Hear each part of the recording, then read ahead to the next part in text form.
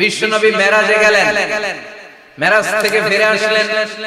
বিশ্বনবী বর্ণনা করলেন, আমি বাইতুল মাকদাস দেখেছি মাঝরাতে, লক্ষাধিক নবীকে নিয়ে নামাজের ইমামতি করেছি, সাত আকাশ দেখেছি, আল্লাহর আরশ দেখেছি, আল্লাহর সাথে কথা বলেছি, আবার ফজরের আগেই মক্কায় ফিরে এসেছি। সবাইকে খাইছে, মুহাম্মদের মাথার তার ছিঁড়ে গেছে, নাউজুবিল্লাহ বলে। আবু জাহেল, উতবা, সাইবা সবাই মিলে একটা সুযোগ পেল, বলল এতদিন আমরা আবু বকররে বুঝাইতে পারি না, আজকে মুহাম্মদ যে গাঁজাখুরি কথা বলে এটা বললে আবু বকররে আমাদের দলে নিয়ে আসে। সবাই সাইয়েদনা আবু বকরের কাছে যায়, যে বলে আবু বকর জানো নাকি তোমার নবী নতুন কথা আমদানি করেছে? কি বলেছে আমার নবী? তোমার নবী বলে মাঝরাতে বাইতুল মাকদাস গিয়েছে। বাইতুল মাকদাসে তখন দ্রুতগামী ঘোড়া দিয়ে ছুটলেও যেতে লাগে 15 দিন। About turn come back, ফিরে আসতে আরো 15 দিন, মোট কয় দিন? 1 মাস। যেতে আসতে 1 মাস। তোমার নবী মাঝরাতে নাকি বাইতুল মুকাদ্দাসে ইমামতি করছে, সাত আকাশ ঘুরেছে, আল্লাহর আরশ দেখেছে, আল্লাহর সাথে কথা বলেছে, আবার ভোর হওয়ার আগে নাকি মক্কার জমিনে ফিরে এসেছে। আবু বকর বললেন, আসলেই কি আমার নবী কথা কইছে? সবাই এক বাক্যে বলে, হ্যাঁ তোমার নবী মুহাম্মদ এই কথা বলেছে। আবু বকর দ্যাট পয়েন্ট কন্টে ঘোষণা করে দিলেন, আমার নবী যদি এই কথা বলে থাকে, আমার নবী সত্য বলেছে, সত্য বলেছে, তিনি কখনো মিথ্যা বলতে পারে? বিশ্বনবী খুশি হয়ে গেলেন, সাইয়েদনা আবু বকরের জন্য দোয়া করে দিলেন, আর বললেন, আবু বকর আনতা লাস্তা আবু বকর ফাকাত, আজকে থেকে তুমি শুধু আবু বকর নও, আজকে থেকে তুমি আবু বকর as-সিদ্দিক। সিদ্দিক, সত্য গ্রহণে, সত্য প্রকাশে, সত্য মানার ক্ষেত্রে আপোষ নেই, কোনো আপোষ নাই। চিল্লায় কোন ঠিক কিনা? সে আল্লাহ বললেন, ওয়াযকুর ফিল কিতাবি ইব্রাহিম ইন্নাহু কানা সিদ্দিকান নাবিয়্যা।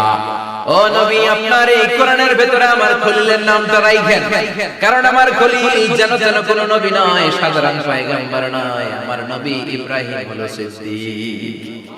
সত্য প্রকাশে আপোষ নেই। এজন্য আল্লাহ খুশি হয়ে ওনার একটা টাইটেল দিলেন, টাইটেলটা হলো খলিল। ওয়াত্তাখাযাল্লাহু ইব্রাহিমা, চিল্লায় বলেন, ওয়াত্তাখাযাল্লাহু ইব্রাহিমা, আমি ইব্রাহিমকে খলিল বানিয়েছি। খলিল মানে দোস্ত। খলিল মানে কি? আল্লাহ দুনিয়ার একজনের দোস্ত ডাকে। কি মজার ব্যাপার, কেমন লাগে তার কাছে শুনতে? সুবহানাল্লাহ কইবেন না? ওনারে বানাইলেন খলিল, আর বিশ্ব নবীরে বানাইলেন হাবিব।